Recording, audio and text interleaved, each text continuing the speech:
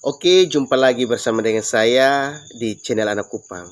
Topik kita kali ini adalah tanggapan umat Kristen terhadap ajaran reform yang palsu. Sebelum saya menjelaskan topik ini, saya harus memberitahukan kepada teman-teman bahwa apabila menonton video ini harus tuntas agar tidak salah paham atau tidak salah tafsir. Dan juga saya harus tegaskan bahwa ini bukan khotbah, tetapi ini adalah pencerahan sederhana yang saya buat sesederhana mungkin agar teman-teman mudah untuk diingat.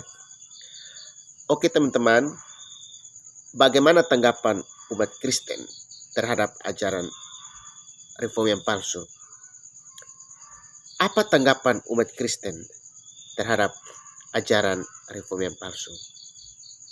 Pada waktu yang lalu ketika saya upload video saya tentang ajaran reform yang palsu, 10 menit kemudian saya melihat ada begitu banyak komentar dan pertanyaan di Facebook saya yang ditujukan kepada saya. Ada yang bersifat positif, ada juga yang bersifat negatif. Ada yang salah paham, ada juga yang salah tafsir. Ada yang pahami video saya, ada juga yang keliru dengan video saya. Ada yang tersinggung, ada yang marah, ada yang benci, tetapi juga ada juga yang senang dengan topik yang saya bahas. Teman-teman, ada juga yang bertanya, apa itu reform yang palsu? Bagaimana ajaran reform yang palsu? Seperti apa ajaran reform yang palsu?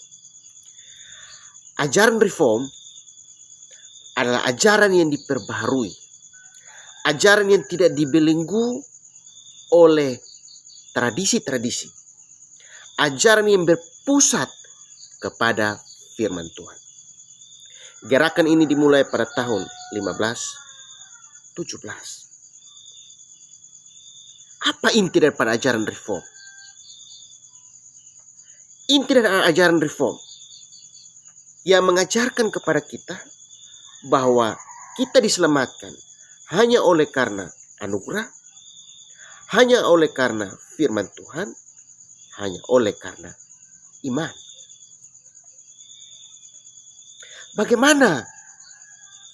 Bagaimana kita bisa mengetahui sebuah ajaran reform yang asli dan yang palsu?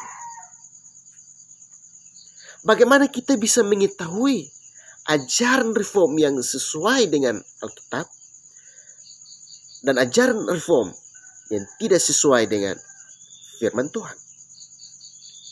Apa yang dapat mengukur, yang dapat membuktikan sebuah ajaran reform yang palsu dan yang ajaran reform yang asli? Teman-teman, di dalam sidang sinode internasional pada tahun 1618 sampai 1619 memutuskan bahwa pengakuan iman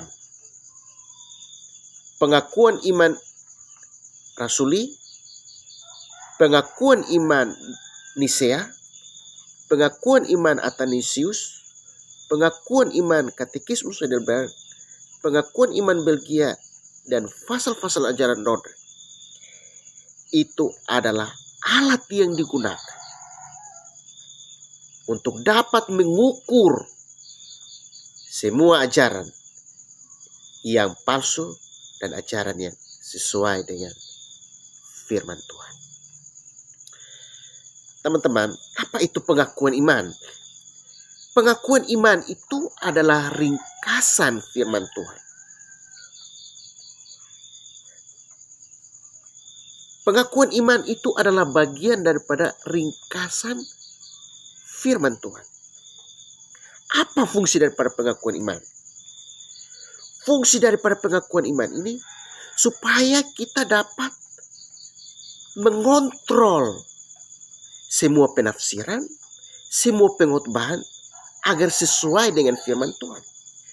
Jadi pengakuan iman ini adalah alat kontrol yang dapat mengontrol semua ajaran-ajaran, semua pengkhotbahan agar sesuai dengan firman Tuhan.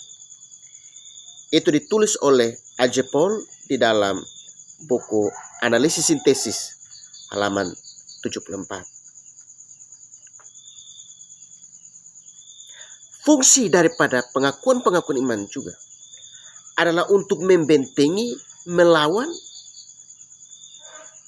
ajaran-ajaran sesat, ajaran-ajaran palsu yang dapat merusak, menghancurkan ajaran-ajaran di dalam gereja Tuhan. Maka itu mengapa adanya pengakuan-pengakuan iman?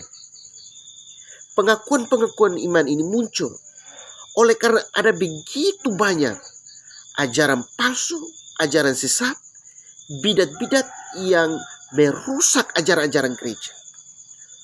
Oleh karena itu, bapak-bapak gereja mencetuskan pengakuan iman ini untuk membentengi, memagari ajaran, sehingga ajaran itu sesuai dengan firman Tuhan. Teman-teman, apa itu ajaran reform yang palsu? Ajaran reform yang palsu adalah ajaran yang tidak sesuai dengan pengakuan-pengakuan iman. Ajaran yang tidak dikontrol oleh 6 pengakuan iman. Ajaran yang tidak diatur, dibentengi oleh 6 pengakuan iman.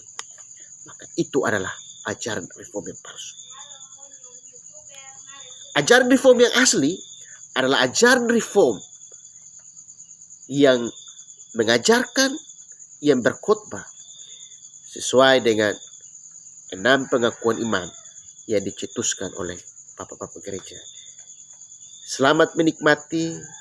Tuhan Yesus memberkati.